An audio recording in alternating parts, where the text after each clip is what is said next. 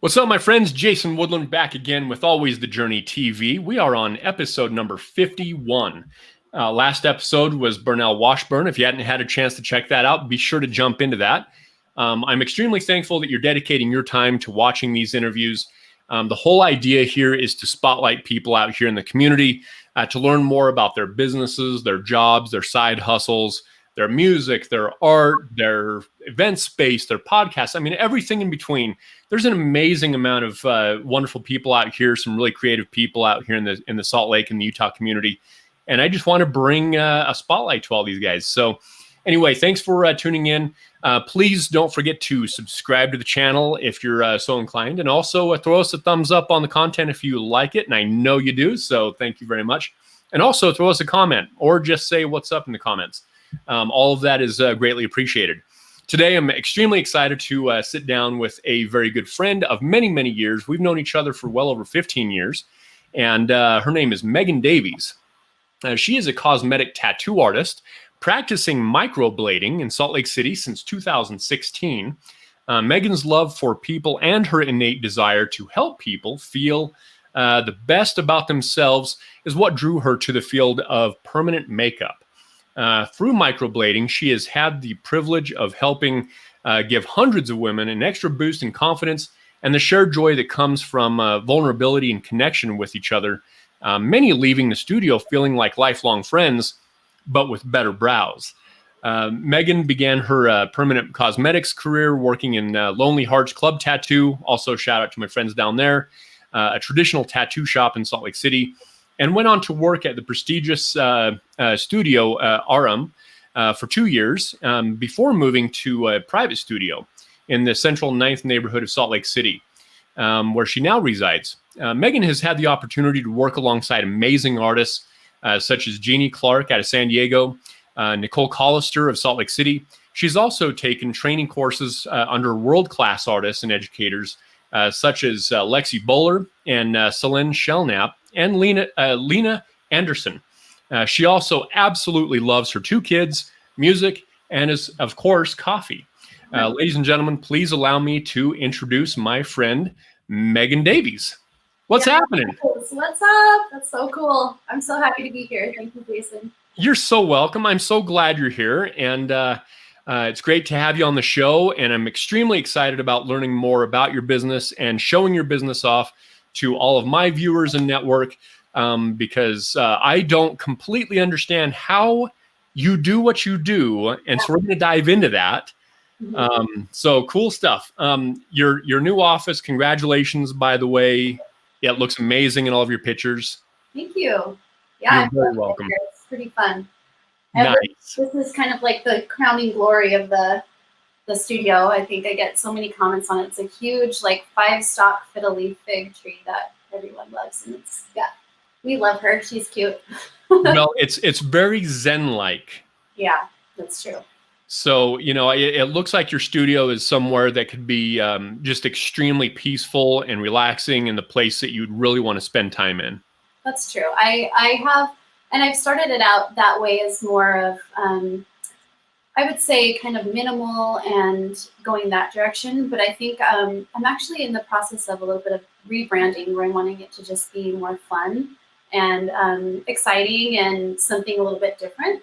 So I think that finally having my own studio space and a little bit of time to think about what I really want and like has given me the opportunity to reevaluate what I want to do. And I just want to have fun. I want to have fun, and I want people that come in here to like have fun and be inspired. So nice. That is awesome. So let's talk all to begin with about what inspired you to get into this line of work and this business all to begin with. What did that path and that process look like? Well, I guess I would say first and foremost that I typically work on women, and I think what inspired me to do this is that I love women. I think women are so amazing, and I also know myself as a woman and growing up in our culture where you have so many things up against you and your confidence levels and how you see yourself. And my whole life I have dealt with self-image issues and confidence issues and dysmorphia and all sorts of things like that. And I think that that's a really humbling experience to go through, especially as a young woman. And to just know so many women feel the same way. And sometimes there's just something little that you can do for yourself that just gives you all the more confidence to go about your day and to feel empowered. And for a lot of people, permanent cosmetics does that. Brows are really important when it comes to your face. When women usually feel like it frames your face, it really does, and it kind of brightens your eyes. And when women feel more confident in that way, it's amazing. It's like transformative. And so I think that there have been many women that have come back that have just said, this is like one of the best things I've ever done for myself. And it's so subtle. And I do think that the way that I do microblading, I try to make it look as natural as possible, unless somebody wants something, more, little more pop to it. But I try to keep it really natural and just accentuate what women already have. And I think that little accentuation makes women just feel like a better, kind of more improved version of themselves, and to be able to be more authentic and just go about their day with confidence. And that right there, that does it for me, makes me excited to come to work and to make people feel happy. Wow.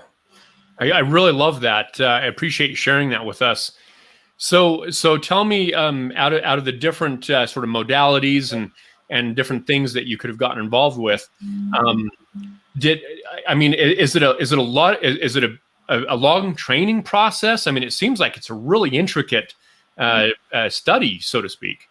Yeah, the funny thing is it's initially not a long training process. And when I got started in microblading, I had just pretty minimal training, and a lot of the stuff that I had to learn, I kind of have learned over the years and on my own or through forums or talking to mentors. Jeannie Clark and Nicole Collister have been really huge in my journey and learning and growing.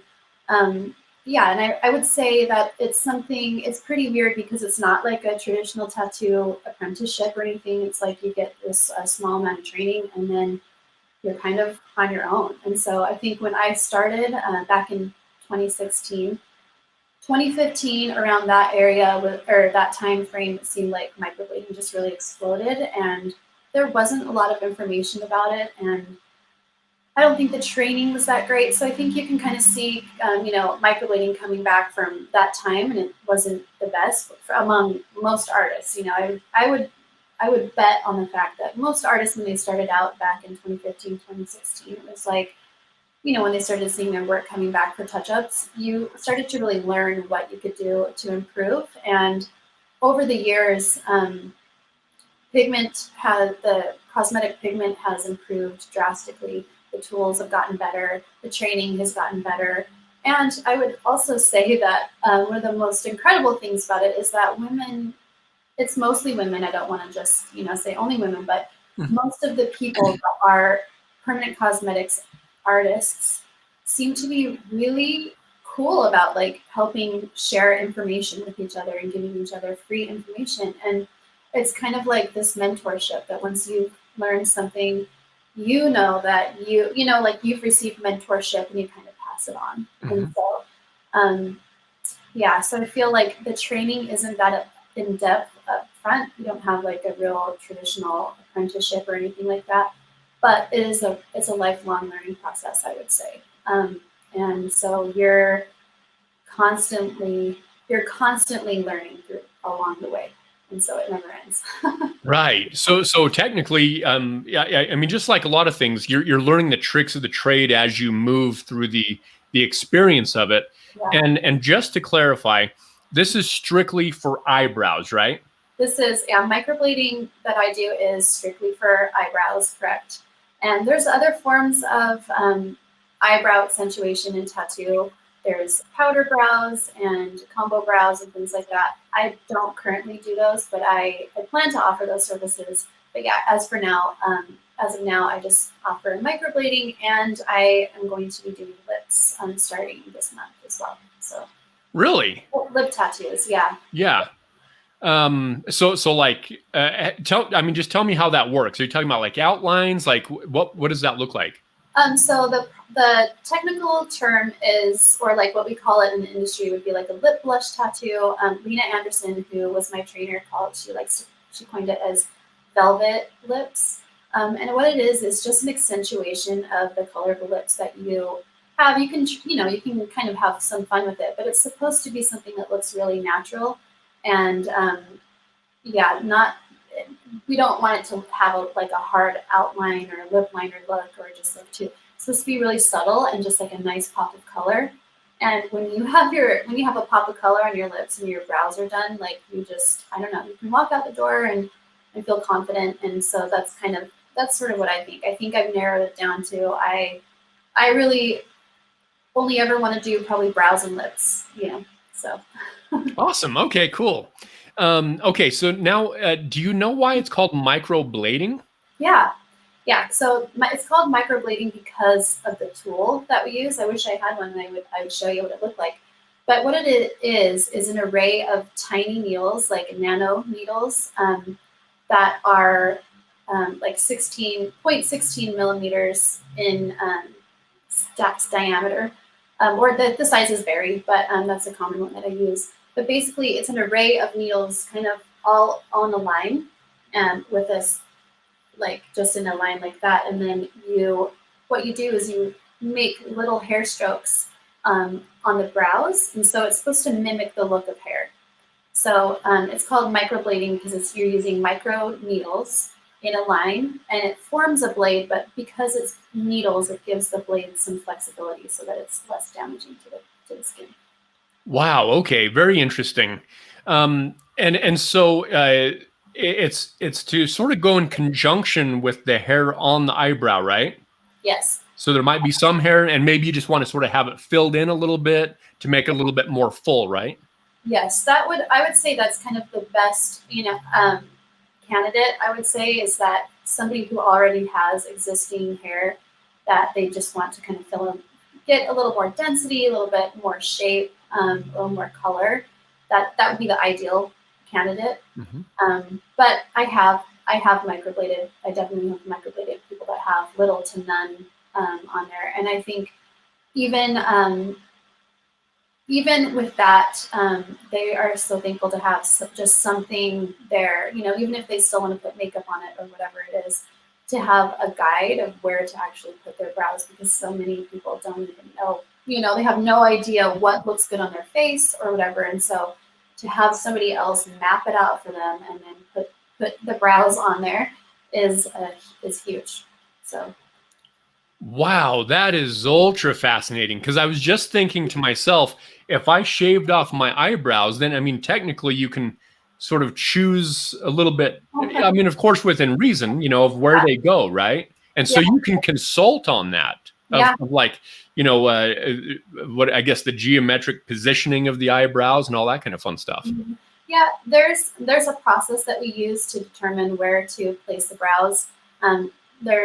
We use a process called mapping, where we just map out the shape of the brows, what would be aesthetically pleasing for the client's face. And you know where to place brows because, everyone has a brow bone here, and there's just certain things on the face that give you guidelines, so you know where to place the brows.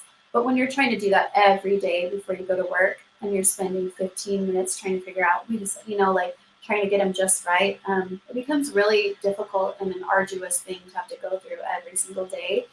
And I think that, microblading can be so just one less thing to worry about, when you're getting ready to work. And as women, it's like, it's most of us feel like we have to get up and spend a lot of time getting ready in order to just go to work, and it just eliminates one of those things that makes us feel like we don't have to try so hard. That's cool. Yeah, there's a lot. I feel like we have more things up against us sometimes in regard to those sorts of things, getting ready and showing up for work, and so having one less thing to worry about is I think it's a big deal for a lot of people. Yeah, definitely. So can you explain possibly what it feels like to have the microblading process take place?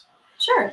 Yeah. Well, I would say you should feel little to no discomfort. I use numbing cream, and Oh, so that's a big part of the process is numbing. Numbing. I know some artists don't initially use any numbing, but I really like to make sure that my clients are just relaxed and are able to just relax and enjoy it and let go. Oftentimes I have women fall asleep on the table. So, um, and I know a lot of times too, if it's a mom that comes in, I just let her sleep. I'm like, I know yeah. you're probably losing sleep right now. You're stressed, or I think it can be like a nice escape. Once you get when you're doing the mapping, the pre-draw, and everything, that's definitely more relaxing than the actual microblading. But still, with the numbing cream, you shouldn't be that uncomfortable. Yeah. Right. And what kind of time does someone dedicate to get that done with you? Well, I like to block out 3 hours for an appointment just because I don't want to rush. I know, I do think everyone kind of has their, I just don't want to ever come up to a situation where I feel like I don't have enough time and maybe I'm not finished, but I have other people waiting on me. That's like a nightmare for me. So I want to block out enough time to just really I want to have no other distractions. I want to be able to talk and connect with my client and not rush anything because I think it's a big deal. And people usually, when they walk in the door, they're really nervous. And not everyone, but some people come in and they're like shaking, and it's a big deal, And so, in order to just kind of like ease people's nerves and just let them know that they're safe here and this is going to be a collaborative process, to just allow for that time and not try to rush them through and get them out the door because it's a big deal. This is someone's space. So Yep. I block out about 3 hours. Okay. Yeah, and you're right. I mean, that is a big deal. That is someone's face that you're really wanting to dedicate that time and make them feel at ease that they're in a good place, with a good person, they're with a pro, they're going to be taken care of. What is the process of healing look like once they're finished? Once they're finished, that's a really good question because aftercare is extremely important. So, for someone who may be listening and wondering if they're going to do this, it is important to know that if you do book, you have to kind of consider what the next week. I would say the next 7 days is kind of important, and so you have to plan around it. What you do is you keep your brows clean and dry, and then you apply a little bit of an aftercare balm, and you do that a couple times a day for 7 to 10 days. But in that time, you shouldn't be exercising because we don't want any sweat to wash out basically the hair strokes. We don't want your heart rate raised, like you can kind of metabolize some of this. It's really different than a tattoo, a traditional tattoo. Microblading is supposed to be implanted in the skin at a more shallow surface than like a traditional tattoo, which goes deeper. And so with that being said, you have to just be more careful with it. It's more finicky. So for the next 7 days, no exercising, no sitting out in the sun, no immersing it in water, things like that. You just have to be careful. And then also leading up to microblading, you shouldn't be taking any blood thinners like caffeine or alcohol because, like I said, with tattooing, it's like implanted deeply into the skin. The skin kind of closes back up wherever the puncture was, and it like weeps a little bit. But with microblading, it's like a cut in the skin. It's like a tiny little incision, and so you just have to be really careful not to let anything wash out. Yeah. So anyway, so the blood, if you're bleeding too much, it'll basically just expel the pigment from the hair stroke and you won't retain any pigment. So it's really important to abstain from any caffeine or alcohol for at least 24 to 48 hours before your appointment. Okay. All right. Perfect. That definitely gives me a dramatically better understanding of exactly what it is that you do and what it is that microblading is. But even more importantly, the benefits that it can have to the person in terms of their confidence level, the way they feel about themselves, And also that convenience factor. You said when they get up in the morning and rush out, it's one less thing to worry about. Right. Yep. That's awesome. Yeah. So tell us a little bit more specifically, just about the business. Like, where are you located? Like, just what does that all look like? Okay, yeah. So I just recently moved in the last few months into the Maven West building, which is on 945 South and 300 West. So it's around the corner from Blue Copper and just up the street from Target. So it's right off of that Central Ninth area, kind of like the Granary District. Is that right? Yeah, that's right. All right, cool.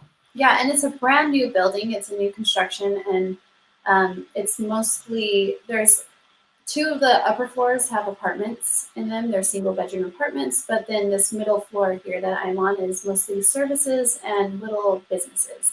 And so the space that I lease, it's just a little over 100 square feet. It's pretty small. But I'm in like a hallway that has 4 little spaces that are similar to that. So I work across the hall from Crane and Fern, which is I think I got that right, a massage therapist named Courtney, I believe. And then there's a tattooer next to me that has his own private studio as well. His name is David, but I haven't gotten any more of his information, so I wish I could plug him. But and then down the hall, we have a few hairstylists. There's Wasatch Hair, it's Tabitha at Wasatch Hair. Those are the only people that I've really met so far. And then there's other little businesses, I think, that toward the back, bigger offices that can accommodate things like a CPA or an attorney or design firms or things like that. So, but where I am, it's mostly just little service-based pods, I guess. Nice. That's really cool. And so I'm assuming it's got its own parking and all that kind of stuff, right? It has its own parking, and the really cool part about it, I would say, that I forgot to add, is that it's a co-working space. So it's part of the Maven company, where they have Maven Well and then Maven Create. That's on, I think it's 200 East and 900 South. I've been to that one. That's amazing. Yeah, and have you been inside of it? I have. It's cool, huh? It's like, oh yeah, so creative and just really fun. I would say that one has kind of a more feminine and really fun feel, really creative. At least the Maven Create does. And this one, I would say, has kind of more of a minimal, like decor is more like black and tan and cream, and just, yeah, more minimal design. But it's a co-working space, so when you come up to the second level where I work, immediately right outside of the elevator, there's a big, huge common area that has lots of tables. There's a TV, there's sofas, and there's like a little miniature kitchen, and there's a boardroom and stuff. So yeah, it's a cool space that I can host people here. I have like a seating area for my clients to wait in until I'm ready to see them. And I was one of the first people to move into the building and actually start working here. So it was really quiet for a while, and now it's kind of cool to have people actually in here and being able to interact with people. And that's why I wanted to be in this space, because I wanted to have an interaction, and I wanted to have kind of a co-working, networking sort of thing where I got to be around other creatives in Salt Lake and just get to know my community and be a part of it. So that's why I chose to be here. That's awesome. I love that. That is so cool. And to be in that kind of environment, I think, is so imperative. I mean, especially these days, I mean, it's really all about relationships. I mean, business is about relationships. You do business with who you know, like, and trust. Exactly. I think Dale Carnegie came up with that, if I'm not mistaken. But it's true. It's so true. I'm already in here being like, oh, I'm going to get my hair done by the girl down the hall, and referring people to the tattooer and stuff. And I don't know, it's cool to be a part of that. And so, yeah, I do. I agree with you. Yeah. That's awesome. Okay. So tell us about geographic locations. So obviously you've got your own spot so people can come and see you. Yep. If someone needed you to travel, do you do any kind of traveling at all, or do you do everything central? That's a good point. I have traveled in the past. My friend Jeannie Clark that works in San Diego has hosted me out there with her studios that she's had out there. So I've been able to travel out there to do permanent cosmetics. And then the last couple of years, that just hasn't really worked out, I guess, COVID and stuff like that. It's just been sort of transitional years. So I haven't really done much of that, but I do plan to do that. I am originally from San Diego. My family's from San Diego. And so it's kind of like going back home for me, and it just feels fun and cool. And I love Jeannie with my whole heart. So it's so fun to be able to go out there and hang out with her and get to be around other people that do permanent cosmetics, because I'm not around a lot of people that do that. So it's nice to not be in a silo. Yeah. You know, that's nice too, and just get to experience different things. But as far as locally, I have had people ask me if I would, you know, go maybe travel to Park City or to do like house calls and things like that. And I prefer not to do that. I just feel like I just feel like there's too much into it. I'd have to pack everything up, and the lighting would have to be right, and I'd have to, you know, I don't know. It just seems like too complicated for me. And so I just prefer to have people come here if they're anywhere near the Salt Lake Valley. I just prefer to have them come here. I just feel like I would do my best work in my own environment with all my stuff, you know. Yeah, I totally respect that. You know, I mean, it definitely sounds like there's a lot of moving parts and, of course, equipment. And Yeah. you definitely hit the nail on the head, I think, with lighting. I Mm-hmm. mean, lighting is so imperative, and especially when you're talking about something, well, microblading. I mean, you Yeah, need to have some extreme attention to detail. totally. And I have some great lighting and stuff like that, but you just never know. Like, I mean, I feel like there's so many things that could go wrong. So Yeah, exactly. I just want to have everything that you need. Like, chances are I would forget something, and I'd be like, oh my gosh, I gotta go back. So yeah, but I have had people travel to me. Like, I've had people come from Wyoming and Montana and Idaho and places around, you know, just which is such a huge honor. I feel so honored by that they would travel to come see me. It's super cool. It's a cool feeling. That is way cool. I love that. So, you know, of course, we've touched on this a little bit, but maybe we could just sort of put a little bit more of a focus on this. Who makes your perfect client? So the goal with this question, of course, is if someone's watching this video, the person who might be, oh gosh, would she help me? I want to know exactly who that person looks like. So then possibly, you know, someone says, hey, she's my person. She's going to help me with my brows. What does Yes. that look like? Okay. So my ideal client really would be somebody who has never had permanent cosmetics before. There is kind of there's an ethical thing in the industry, and just also how how much you're able to do your best work if you're going over some existing permanent cosmetics. And so the ideal client would have no previous microblading by somebody else, because microblading, like as I said before, it's like little hair strokes that are supposed to mimic hair. And if you have like a solid block of pigment, or your skin is just too saturated with the pigment, it's not going to work that well. So the ideal client would definitely have no previous microblading or other permanent cosmetics, no brow tattoo. They would also probably have younger skin. I feel like younger skin just holds the pigment better. And it heals a little truer to color. Um, they would have normal to dry skin. Oilier skin tends to just have a little more issues with pigment retention. I still can usually, unless somebody's like extremely oily, or it depends. I'd have to go on like a case by case basis. But yeah, so it'd be someone no previous microblading, with younger skin, and with normal to dry skin, and then also somebody who's not really reactive. If you are watching this and you're wondering what that is, like if it's you, you know what. Like ow, ow, ow. Yeah, or like their skin is reactive, it gets really red, and Okay, I see. they produce a lot of this clear fluid that comes out like plasma or lymph, which creates scabs, and it gets really swollen, and it just won't hold the pigment. It just wants to do anything it can to push that foreign body out. Wow. So, yeah, some people, I would say people that have red hair, who have really strong pink undertones in their skin, and have like oilier skin. Sometimes those clients bleed more.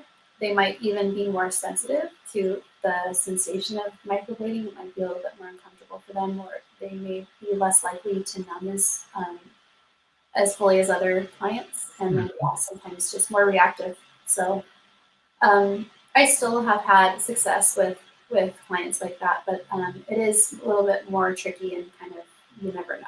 So yeah, okay. So in essence, then, do you do some kind of a consultation just to make sure that some of these things are sort of covered? So if someone can reach out to you, tell me what that looks like. I actually don't really do consultations. The consultation, I guess I should re-say, is like more done at the appointment. When you're Okay. at the beginning of the appointment, we talk about what your goals are for your brows, if you have any questions, and kind of give you the lowdown about how the appointment's going to go. But as far as like screening people beforehand, I have all that information on my Instagram and on my website. Okay. So before anybody books, there's a pop-up that says that you must read the frequently asked questions and all the information on my website before booking. What is your website? I'm sorry, I forgot to get that. Okay, it's www. I guess that's implied. It's Megan Davies Artistry.com. Okay, let me make sure here that does that look good? That looks it. Yeah. Nice. Okay, so if someone goes here, this in essence is going to be the process that they can learn if they're going to be the right candidate or not, and then they submit a form to set the appointment, and then you go from there. Basically, yeah. So they would come to the website to book. All of my booking is through online booking, and so when they come to the website, they should have all the information there. And before they book, they agree that they've read the frequently asked questions. And so if they have done their research and they're, a good client who's done their research and is wanting to show up prepared, they will have read all of that. There is the risk of losing a deposit if you haven't read the information and they can't work on you, because it's not going to be, I don't want to waste your money. I don't want to, I don't want to take from anybody. If I don't feel like it's going to be a good fit, I would rather not waste your time or have my time wasted either. Yep. And so it's just kind of like a screening process through that. But I do feel like before people book with me, they've probably looked through my Instagram quite a bit, and it has on my highlights, there's lots of information, and then also on my website should have all the information too. So I would just really encourage anyone who is thinking about booking to make sure that they've read the frequently asked questions and how to prepare for your appointment. Nice. Okay, that's great. All right. So how do clients get a hold of you? What is the best way? Is it going to be your email or Instagram or website? I would prefer email. I feel like Instagram, it just gets lost. Yeah. Yeah. I feel like I've made mistakes too in trying to book people through Instagram, and if it didn't get confirmed or something like that, it's easy for me to forget about it or whatever. It's just like when you're in business for yourself, I feel like you're juggling so many things. You're the marketer, you're the secretary, you're the photographer, you're all these different roles, and it's really easy to get distracted. And honestly, I'm a little ADD.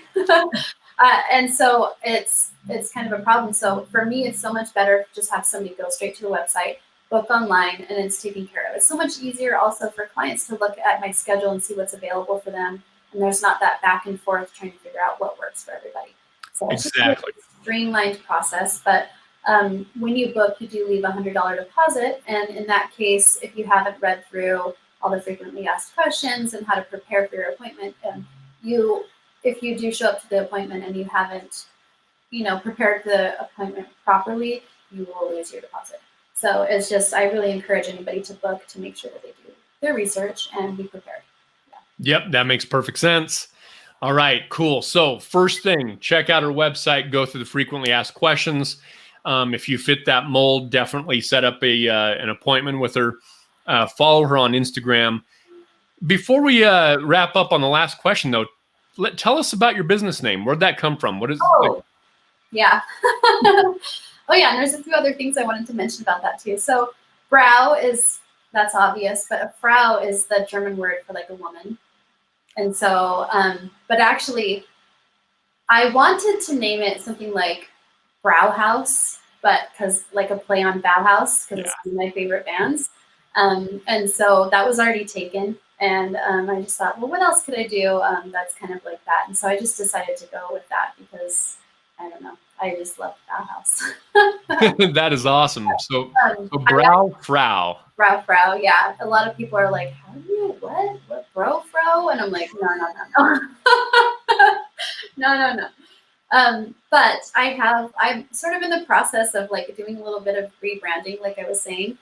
And I'm wanting to just have things be more fun. And so I have picked a new name for just my business as opposed to just like my personal stuff. And I will probably be releasing that soon. But I just want to kind of like get visuals and things in line before I do releasing. But but I probably will always have, Frau as it'll be my Instagram name, I'm sure. But I would like to expand and like maybe invite other artists like into the space or maybe grow at some point. And I think that just having it be Megan Davies artistry isn't really, that's sort of limiting. And I just want to be limited. That's awesome. I'm glad you brought that up because I was actually meaning to ask that as one of my other questions is, do you plan to grow this in the next coming, years and so forth? And it sounds like you are. So that's exciting. Yeah, I feel like I want to like feel it out and see how it works, but I am definitely open to the idea. When I did lease this space at the Maven District, I was hoping that I would get to share the space with somebody. And I think that and so in kind of changing the business name and stuff like that, it would kind of like leave it more open to have another person come in here. And then if that ended up working out, we really like each other, and it's just like a good synergistic thing that happens, then like maybe we get a bigger space or something like that. But yeah, I'm not going to put all my eggs in that basket, but I'm open to it. I'm open to either way. But yeah, I just want to be able to have a little bit more room and be a little bit more expressive with my business and stuff. And so yeah, I just want to have fun. That's what I'm saying. Phase in my life where I really just want to have fun and just not take life too seriously, and just like, I would say that's one thing that I really wish Salt Lake was. I feel like Salt Lake has so many amazing things and such rich history when it comes to music and art and things like that. And I do feel like in the last 10, 15 years or so, like that's just, I feel like people are just playing things way too safe now. And I think that people kind of look to other people for what is okay and what isn't okay. And I think that maybe the culture of Salt Lake, having it be a real rules-based culture that has evolved into something else, I think that a lot of people just look to other people for what to do instead of just kind of getting crazy and doing what you want, and like having fun and being expressive. I think that there is more space in Salt Lake to be weird. Like, I don't think Salt Lake is weird enough anymore, I love it. Like, I just really wish that we would have more people that would just take more chances. And so that's kind of what I'm wanting to exemplify, I guess, is like just in my own tiny little way of just kind of breaking out of that mold. So awesome. I love it. I really appreciate you sharing that part with us as well. I agree. I'm all about breaking out of that mold and doing stuff a little bit different and getting crazy. We have to have that. I just think I've noticed that, I guess this is kind of like getting a little sidetracked, but it just seems like in society and in our culture right now, everything is, it's just like, can I make money on it? Can I brand it? Can I do this or that? And it's losing its personality, like, and individuality. And I think this is like all the way across the board. It's like, how many white subway tiles can you see when you go into like a restaurant? It's like how, I just really wish that in Salt Lake we could kind of change the culture to be a little bit more adventurous and avant-garde and just like a little bit more fun. Nice. I like that. Well, I definitely see that you're on the forefront of wanting to bring that in. So I appreciate that. Heck yeah. So as we move to a wrap up here, I would like to ask you, what is one of your favorite songs or favorite quotes or both? Now, I know that we all have a million favorite songs, so I just say one of. Yeah. Okay. Well, I guess I would just I would maybe just take what we were just talking about, and I would say that this quote has probably come up maybe 3 times in the last week for me, which is, if you live by people's acceptance, you'll die by their rejection.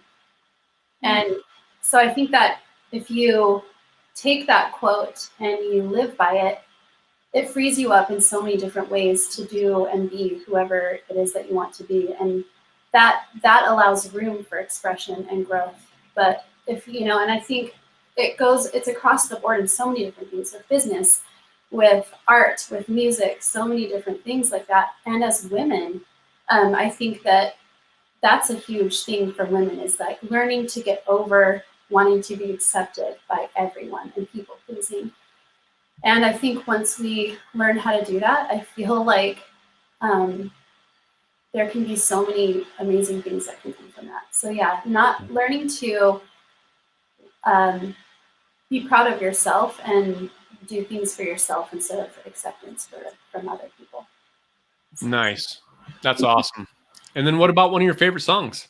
I don't know if I can do that, Jason. That's too hard. I don't know. It is tough. I know, definitely.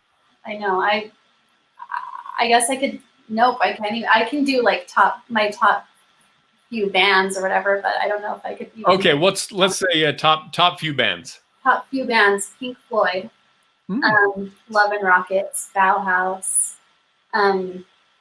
I would say like this last couple weeks, I'm having a shift in like a few different bands that I appreciate, and I'm like really into this band called Dorian right now. It's like a newer psychedelic kind of mystical stuff. But anyway, yeah. So those are a few of like my top bands that I love. Nice, that's awesome. Well, is there anything that I may have missed that we need to learn about you and your business? No, I guess I would just emphasize the fact that I am going to be starting to do lips. We did kind of briefly talk about that, but yeah, so I trained with Lena Anderson just about a month and a half ago or something to learn how to do lip blush. And that's going to be kind of one of my next big endeavors. And with my new branding kind of process, I am hoping to do like t-shirts and things like that represent Salt Lake, and just kind of have fun with that kind of stuff. So yeah, I guess that's it. Oh, that's awesome. Megan, I sincerely appreciate you coming on the show today. This has been a ton of fun. This has been way fun. I was pretty nervous, but it was so cool and chill, just because you're awesome and you're really inviting, and I feel really grateful to be here. Oh, thank you. It's been freaking awesome. So yeah, I again appreciate you so much. Love what you're doing out there for your business. Keep kicking butt. I'm going to try something new as the outro here. I've got so on the podcast I started back in 2017. I had DJ Deo, a local DJ, write an intro and an outro beat, and I've turned it into a video. And I have no clue how it's going to work out, but I'm going to put it up and as we go to a wrap up. But ladies and gentlemen, there you have it. Megan Davies. Check out her website, megandaviesartistry.com. Learn more about what she's up to and what she's doing. She's going through the rebrand, so that's exciting. But currently, you can follow her on Instagram at Browfrau. Let me throw that up here again really quick, just in case you needed that spelling. Be sure to follow her there. She's got all kinds of fun stuff, and she shares different pictures of people going through that process, if you've ever thought about it. And yeah, this has been awesome. So Megan, I appreciate it. Hang tight for a few moments, Megan, as I wrap this up, and then I'll stop the video and we'll see how this outro works out. All right, sounds good. All right, cool. And ladies and gentlemen, please throw us a thumbs up if you enjoyed the content. Like I said, I know you did. And please subscribe to the channel. It would be great to have you, and you can get updates on all the fun interviews that are coming up. So now let's try the new outro and see if it works out. Goodbye, friends. Bye. Thank you. Nope, it's not going to work.